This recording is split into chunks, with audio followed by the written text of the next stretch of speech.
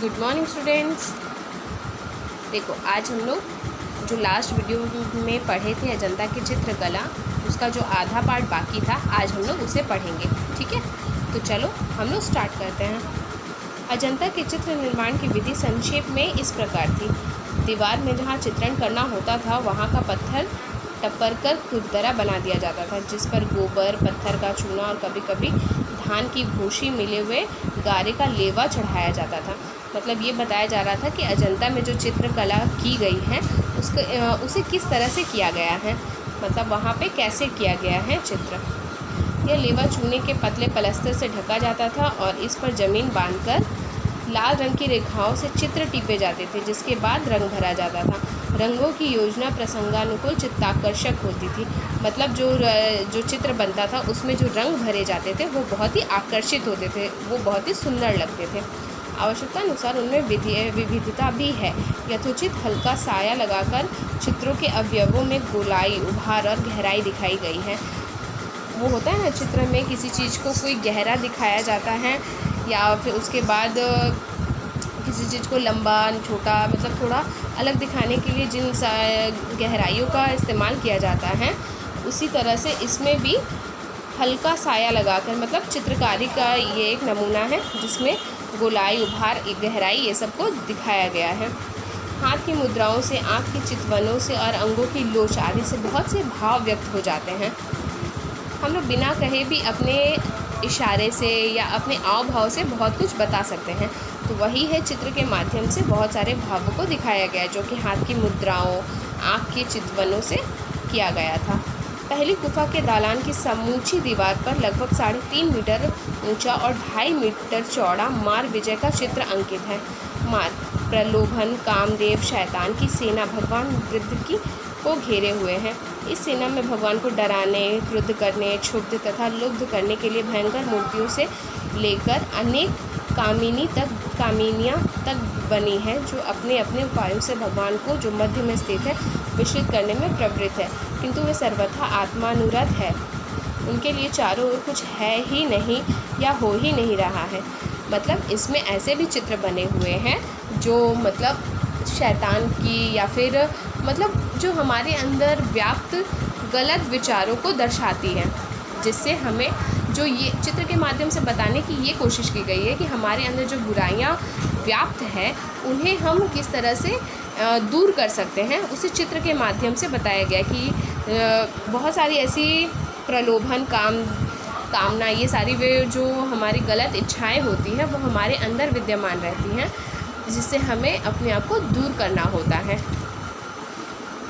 इस गुफा में केवल संध्या के समय सूर्य की अंतिम किरणें प्रवेश कर पाती है। अतएव बड़ा आश्चर्य होता है कि यहाँ ऐसे चित्र कैसे अंकित किए गए होंगे। मतलब जब पहले तो बिजली नहीं थी ना, सूर्य के ही रोशनी से सारे काम होते थे, तो वही है कि सूर्य की किरणें, सिर्फ अंतिम सूर्य की किरणें ही यहाँ प्रवेश कर पाती थी। तो इतने कम समय में इतनी सुंदर चित्रकारी करना अपने आप में बहुत ही बड़ी बात है।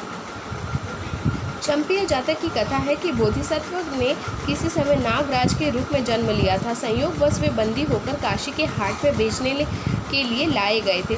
उन्हें उस परिस्थिति से छुड़ाकर काशीराज अपने यहाँ ले गए और उनके सारे परिवार को भी निमंत्रित किया। इसका चित्र भी उक्त गुफा में है। एक ओसारे में नागराज तथा काशीराज एक राजासन पर आसीन है। चारों ओर राजमहिलाएं तथा राज परिवार के लोग घेरे हुए हैं। नागराज काशीराज को उपदेश दे रहे हैं। चित्र के प्रत्येक व्यक्ति का भाव और मुद्रा बड़ी सफलता से अंकित किया गया है। मतलब बहुत ही खूबसूरती के साथ एक कथा को भी वहाँ दर्शाया गया है, जो बोधिसत्व और नागराज की कथा थी। यहाँ पर अवलोकितेश्वर का विशाल चित्र है। दाएं हाथ में नीलकमल धारण किए किंचित त्रिभंग युक्त भगवान तात्विक विचार में मग्न हैं। उनकी समस्याएं उनके हृदय में आंदोलित हो रही हैं। विश्व करुणा से वे ओतप्रोत हैं। उन भावों को चित्रकार ने पूर्ण सफलता से उनके मुखमंडल पर लिखा है।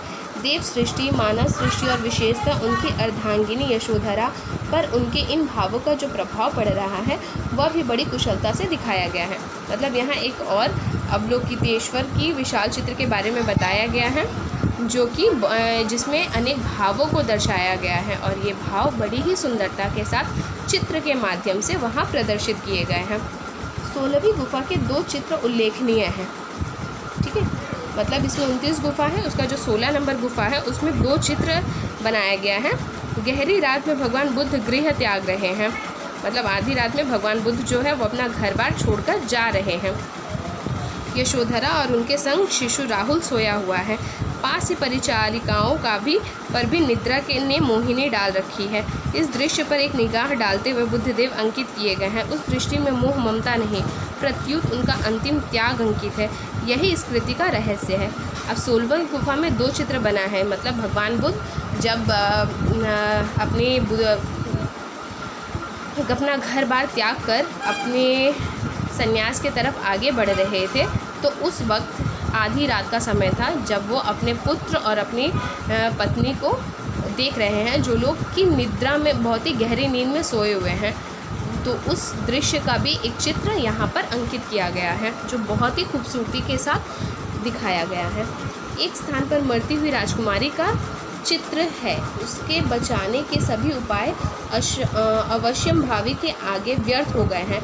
मुमूर्ष की अवस्था और आसपास वालों की विकलता दर्शक को द्रवित किए बिना नहीं रहती। अजंता की 17वीं गुफा। सभी चित्र एक से एक बढ़कर है। ऐसा जान पड़ता है कि सबसे चतुर चितेरों ने इसी में अपनी कला दिखाई है। मतलब अब 17वीं गुफा के बारे में बोला गया कि इसमें भी बहुत सारे चित्र के बारे में चित्रकला अंकित की गई है, लेकिन जिसमें सबसे सुंदर चित्रकला, मतलब उस समय के बहुत ही कला में निपुण व्यक्तियों ने इसमें अपनी कला की सारी निपुणता व्यक्त कर दी है।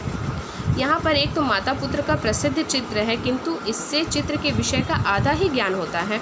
यहाँ तो हम इतना ही देखते हैं कि एक माता अपने पुत्र को किसी के सामने साग्रह उपस्थित कर रही है और पुत्र भी अंजलि पसार कर उस व्यक्ति के सामने उपस्थित है, किंतु कौन है वह व्यक्ति जिस पर इन दोनों की टकटकी लगी हुई है? आदमकद चित्रों के सामने एक विशाल महापुरुष स्थित है, जिसके हाथ में भिक्षा पात्र है। बुद्धत्व प्राप्त करने पर जब भगवान पुनः कपिल वस्तु में आए तो उन्हें यशोधरा राहुल से बढ़कर और कौन सी भिक्षा दे सकती थी? आत्मसमर्पण की पराकाष्ठा का यह चित्र अपना जोड़ नहीं रखता। मतलब ये इतनी खूबसूरती के साथ इस दृश्य को इसमें दिखाया गया है कि इसके बराबर का दूसरा कोई चित्र हो ही नहीं सकता। यहाँ छदंत जातक की चित्रावली भी बड़ी सुंदर है। बोधिसत्व एक जन्म में 6 दांतों वाले श्वेत वर्ण गजराज थे। उनकी 2 हथेलियाँ थीं, जिनमें से एक ने सौतिया डाहवश आत्महत्या कर ली और एक ने राजा के घर जन्म लिया। इस जन्म में भी उनकी डाह कम न हुई और उसने व्याधों को गजराज का सिर ले आने को भेजा। यह जानकर वह आप व्याधों के सामने आ खड़े हुए। इसमें व्याधों पर बड़ा प्रभाव पड़ा और वे राजकुमारी को फुसलाने के लिए उनके 6 दांत काट लिए। इस बीच राजकुमारी ने मन में बड़ा प्रतिघात हुआ। वो दांतों को देखते ही मूर्छित होकर गिर पड़ी। अंत में सारे रहस्य का भेद खुल गया और गजराज ने क्षमा का उपदेश दिया। यह सामूची चित्रावली ऐसी सजीव है मानो सारा दृश्य हम आंखों से देख रहे हैं। मतलब इस कहानी को ही पूरी तरह वहाँ इस कदर अंकित किया गया है चित्रों के माध्यम से कि उस चित्र को देखकर ये कहानी हूबहू आंखों के सामने आ जाती है। एक अन्य जातक दृश्य में युद्ध का प्रसंग बड़ी सजीवता के साथ दिखाया गया है। इस बड़े चित्र में लगभग 300 चेहरे आज भी गिने जा सकते हैं। प्रत्येक चेहरे पर युद्ध के विविध भाव देखने वालों को चकित कर देते हैं। एक स्थान पर आकाशचारी दिव्य गायकों के समुदाय का बड़ा रमणीय आलेखन है। इन गुफाओं के अलौकिक चित्रों को देखकर आनंदित होते हुए हमारा मन उन महान चित्रकारों की श्रद्धा और साधना के आगे नत हुए बिना नहीं रहता, जिन्होंने अपना संपूर्ण जीवन मानव हृदय के उदात्त भावों का सजीव चित्रण करने में लगा दिया। इतना महान कार्य करने के बाद भी उनमें से किसी ने अपना वहाँ नाम तक छोड़ना आवश्यक नहीं समझा। प्रत्येक भारतीय को अपने उन अज्ञात पूर्वजों पर गर्व है। मतलब जिन्होंने भी उस गुफाओं में अपनी कला को प्रदर्शित किया है, चित्र बनाए हैं, वो भी इतनी खूबसूरती के साथ उन्होंने अपनी पहचान को छुपा कर ही रखी है। मतलब देखते हो हम लोग कभी भी कुछ भी बनाते हैं, ड्रॉ करते हैं या कुछ भी ऐसा करते हैं तो उसमें अपना नाम देते ताकि पता चले ये मैंने बनाया है, ठीक है। सब सिग्नेचर कर देते ताकि इससे पता चलता है कि ये उनका बनाया हुआ है। लेकिन उन सभी उस समय में जब इतनी सुंदर चित्रकला उकेरी गई थी, उन्होंने किसी भी तरह का कोई भी पहचान चिन्ह वहाँ नहीं छोड़ा। इसीलिए हमें अपने उन भारतीयों पर जो अज्ञात है, जिन्हें हम नहीं जानते पर वे हमारे पूर्वज हैं, और उनकी इन कलाकृतियों के लिए हमें उन पर गर्व है। ठीक है, तो आज हमने ये चैप्टर कंप्लीट किया। तुम लोग आज इस पूरे चैप्टर को अच्छे से रीडिंग करोगे, यही तुम्हारा होमवर्क है। हम लोग नेक्स्ट क्लास में इससे रिलेटेड एक्टिविटीज़ करेंगे। ठीक है।